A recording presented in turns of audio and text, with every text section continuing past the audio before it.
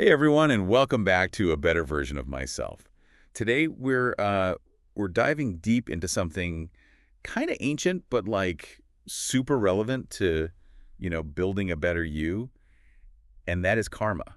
Yeah. But we're not talking about the, what goes around comes around kind of karma. We're going deeper Yeah, we're going way deeper. with insights from this book. Yeah, Lazarev NF karma correction.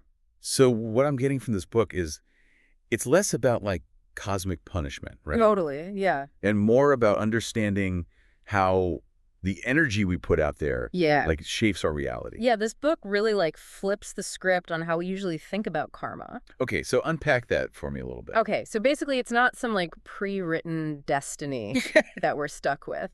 Lazarev NF karma correction is really big on saying that karma is like a dynamic thing. Okay. It's a universal law of cause and effect. Right. But we actively participate in it. Okay. With every thought, with every action, even our intentions play a role. So is it kind of like we're constantly planting these seeds Mm. and those seeds grow into the experiences we have in life? That's a great way to put it. Okay. The book actually uses the example of gardening, and I thought that was really interesting. Oh, wow. Because it's so true. If you're planting negativity, Yeah. you're more likely to see conflict and struggle. Right. Those kinds of things bloom in your life. Right. Right. But you cultivate kindness, compassion, Yeah. and guess what? Your karmic harvest is going to look a lot brighter. That makes a lot of sense. Yeah. But this is where I'm kind of hitting a point in the book that's a little intimidating for me. Yeah. And that is this whole karmic debts thing. Oh, yeah. It's this whole idea that maybe stuff we haven't dealt with Right. or actions from our past, Mm-hmm. maybe even past lives are impacting us now. It's a lot to process. It's a lot. Right. It really makes you think. But the book really breaks it down well. It essentially says that these issues can show up in a lot of ways, in our relationships, in our careers, Right. even just our overall well-being. Interesting. And yeah, it digs into how these patterns might stem from, like you said, past actions that haven't been fully understood or addressed. Okay, so then how do we address them if we don't even realize we're carrying them? Right. And that's what I think is so empowering about this book. Okay. It's not about getting stuck in the blame game of the past. Okay. It's about awareness. So things like mindfulness, meditation, all that helps us look inward, understand the root causes. So we can start making different choices. Exactly. So we're shining the light on those unconscious patterns. Yeah. So we can kind of choose a different path. Yes, exactly. And it's very clear that while the past influences the present, it doesn't dictate the future. Okay. We always have the power to shift that trajectory Through conscious effort. through conscious effort, positive action, and a willingness to learn and grow. So this is where it gets really interesting to me. We're not just talking about individual karma, are we? Right. This book goes into family karma, group karma, national karma, even planetary karma. It's a lot. This part really blew my mind, too. That's a lot. Because it's it really highlights how interconnected we all are. Okay. The choices that people make, individuals within a family, a community, a nation, it all adds to this kind of collective karmic influence. Wow. And it impacts everyone within that system. So you're saying generational trauma, the energy of historical events, all of that is playing a role in the karma that we're experiencing. Yeah, it's a lot to wrap your head around. But think about it this way. Let's say your family has this pattern of avoiding conflict. Right. That energy can continue on through generations. Wow. Doesn't mean you're doomed to repeat it, Okay. but understanding that inherited karma can be a game changer in breaking free from those cycles. That makes sense. But this concept of planetary karma, Oh. that's huge. How do we even begin to grasp the impact of our collective actions on a global scale? Yeah, I mean, the book doesn't give us all the answers. Right. But it does pose some really interesting questions. Okay. Think about some of the major events shaping our world right now. Climate change, Right. social justice movements, Yeah. political upheavals. Are we as a collective Yeah. creating the kind of karma that leads to greater harmony or greater discord? That's a heavy question. It is. It makes you realize every action, every choice we make, everything. it's it ripples outward, right? It does. And the book argues that the inverse is true as well. Okay. So positive collective action, Yeah. fueled by compassion and understanding, Yeah. can actually create a ripple effect of positive karma and shift the trajectory for everyone. Interesting. So it's not about feeling powerless, but realizing we all have a role to play in shaping this collective karma. So, exactly. And you know what the most powerful tool we have in all of this is? What's that? Our own minds. Because this book really emphasizes how potent our thoughts are when it comes to creating karma. Completely. Yeah. One of the things that stood out to me was it actually goes as far as to say, like, thought is the most powerful factor in the creation of karma. Wow. Our thoughts aren't just these fleeting things, you know? Okay. They carry energy. Okay. They literally create a magnetic field around us Interesting. that attracts experiences and people that resonate with that energy. Okay, so if I'm constantly thinking negative thoughts, Yeah.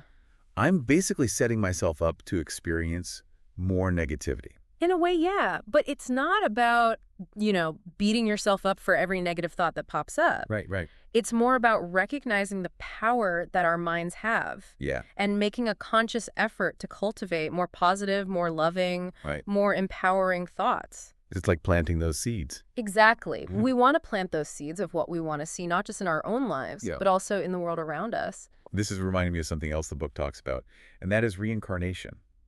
Right? How does that tie into this whole karma thing? That's interesting. I mean, that adds a whole other layer to this, doesn't it? Right. It feels like we're missing a huge chunk of the puzzle. It's true. It's like if our soul carries on after this life, what's the point of even focusing on karma now if we've got this whole history we don't even remember? Right, exactly. Like, it just seems like we're missing a huge part of this whole puzzle. Yeah, yeah. But Lazarev NF karma correction really kind of says to us, like, we really need to be paying attention to what's showing up now in our lives. Okay. Because it argues that even without us consciously remembering, our soul carries this karmic blueprint Okay. from all those experiences. So those repeating patterns, the challenges that keep coming up no matter what we do, that could be like past life karma we're still working through. It's a huge possibility, and the book really dives into that. But it doesn't want us to get lost in the what-ifs of past lives. It wants us to ask ourselves, like, what is this experience here to teach me in this lifetime? What can I do differently this time around to, like, evolve? It's like we have this opportunity to heal old wounds, not just for ourselves, but potentially for our lineage, and kind of break those cycles, those negative cycles. Yeah, exactly. And there's a part in the book that I wanted to bring up because I think it really gets to that. Okay. It says, every act performed by you for yourself will have its effect on you. If it is good, you will have to bear the good consequences. If bad, you will receive the bad results.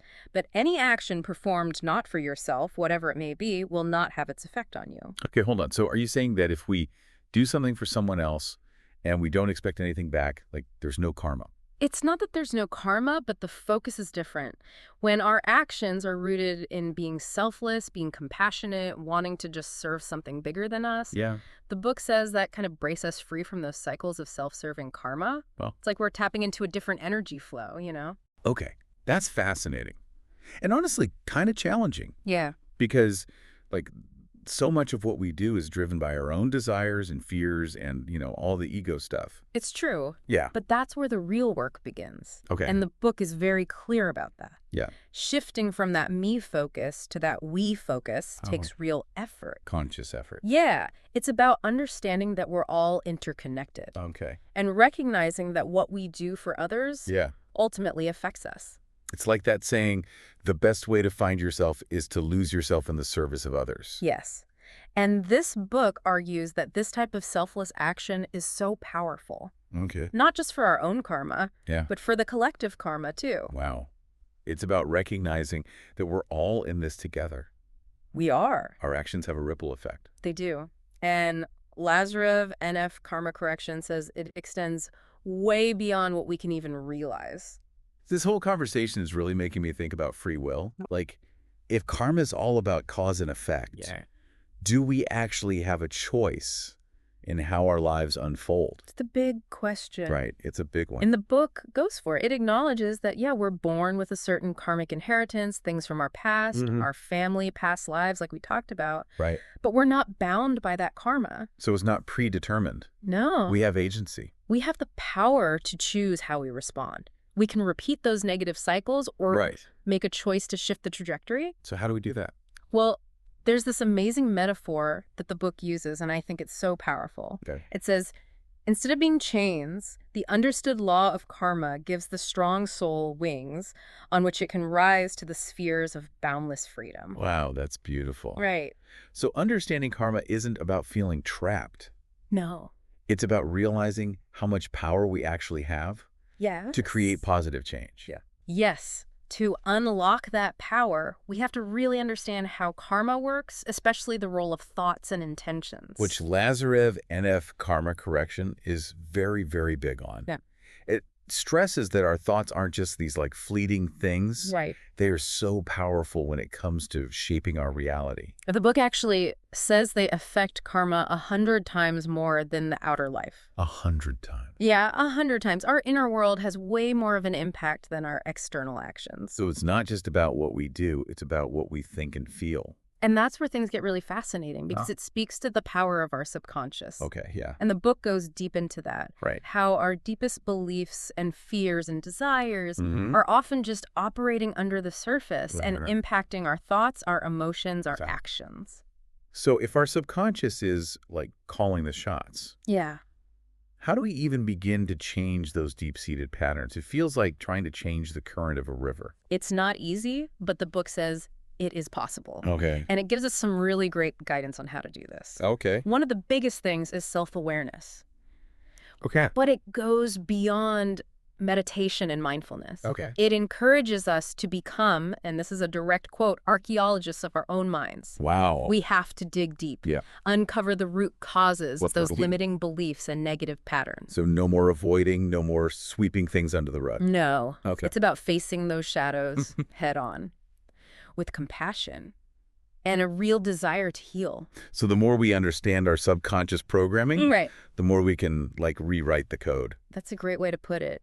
Hmm. And the book argues that this is like essential inner work. Yeah. If we want to stop getting in our own way and create a life that is fulfilling and aligned. Okay, so how does forgiveness fit into all this? Because we've talked about past karma and past lies and all that. Yeah. And I imagine there's got to be some like resentment or anger Oh, totally. tied to some of those experiences. That's such an important point to bring up. And Lazarev NF karma correction really emphasizes this.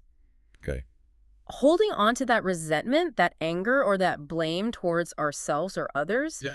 creates huge blocks in our karmic flow. Right. It's like we're carrying around this weight that's preventing us from moving forward. So forgiveness is like releasing that weight, freeing up the energy. Yes. Okay. And forgiveness doesn't mean that we're condoning harmful actions or that they didn't happen. Okay. It's about releasing ourselves from the grip of the past Okay. and choosing to move forward with compassion and understanding. It almost sounds like it's an act of self-love as much as it is about forgiving others. Exactly. Yeah. Holding on to that resentment, it only hurts us. It prevents us from experiencing joy and love and peace. This is making me think about letting go. Yes. It's like forgiveness and letting go, they really go hand in hand when it comes to working with this whole karma thing. They do. Letting go of past hurts and grudges, limiting beliefs, all of that Mm-hmm. is essential for change, for Okay. positive change. It's like clearing out the clutter in our minds and our hearts Yeah. to make space for something new. I like that, like cleaning out the closet. Exactly. Letting go doesn't mean that we're forgetting. Okay. It just means we're choosing to release the control that the past has on us Right. so we can step into the present moment free. This has been really powerful. I feel like this whole conversation, this whole book, Lazarev NF Karma Correction, Yeah. is like giving us a new lens to look at our lives through. Totally. It's not about following some strict set of rules. Okay. It's about understanding the energy we bring and Oh. making choices that Okay. are good for us. We've covered so much, from karmic debts to reincarnation Right? to selfless action, forgiveness. Mm-hmm. Are there specific practices, though, besides meditation, that the book recommends for working with karma? There are actually some really interesting suggestions. One that I was surprised by is for resolving family karma. Okay.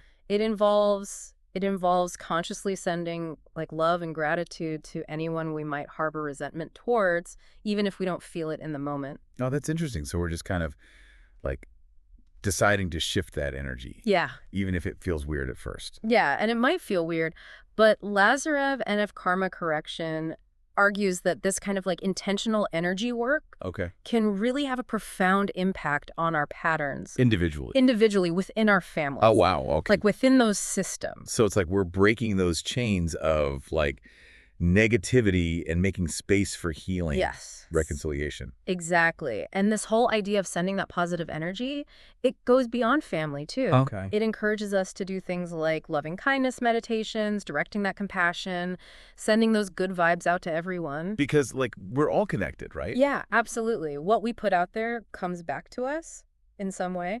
It does. And the more we understand that connection and feel compassion for each other, the more we're all contributing to a better, more harmonious karma for everyone. Okay, that makes sense. This reminds me too about something else the book talks about. Yeah. How even these small acts of kindness, it's not always about the big things, It's not, no. can make a difference. Yeah, Lazarev NF karma correction is very big on this point, that like Okay. our daily choices matter. Okay. A smile, a kind word, just offering to help someone.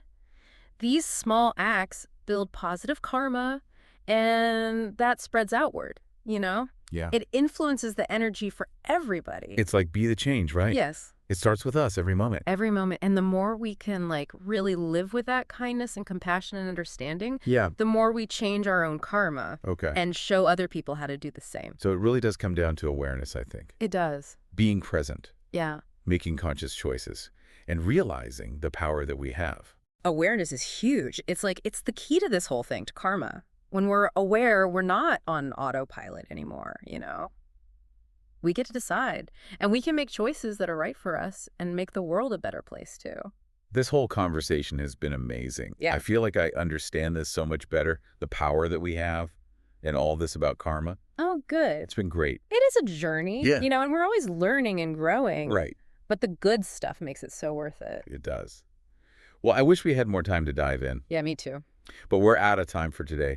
I want to thank you so much for like sharing all of this about Lazarev NF karma correction. Of course. Glad to be here. And to everyone at home, if you like this deep dive, give it a thumbs up. Hit that subscribe button so you don't miss any more, a better version of myself. Yeah, and we'll see you next time.